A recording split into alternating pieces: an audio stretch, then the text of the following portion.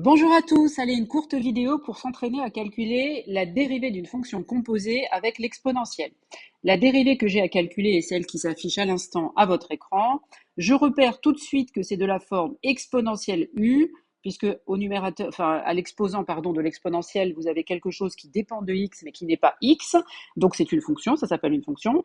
C'est donc de la forme exponentielle u, c'est ce que j'écris ici. Et là, dans ma tête, tout de suite, je déroule ma petite boîte à outils et je sais que dans ce cas-là, la dérivée de exponentielle u, c'est u' exponentielle u. Donc, on y va. J'écris sur ma copie que j'ai bien repéré que f était de cette forme-là. U, je précise que c'est la fonction qui est en exposant.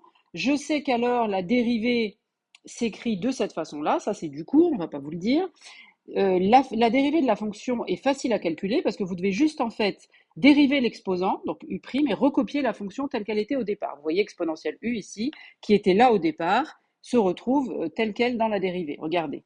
Donc ici, là, celui qui était là, donc la fonction de départ, en fait, se retrouve ici dans la dérivée et j'ai ajouté quelque chose qui est en fait la dérivée de l'exposant, tout simplement. Donc, je précise que la dérivée de u, c'est 2x moins 2, et je conclus finalement que la dérivée de f, en appliquant ma formule, c'est u' exponentielle u, ce qui me donne, comme annoncé, donc la dérivée de ce qui était en exposant, et j'ai recopié la fonction de départ juste à côté.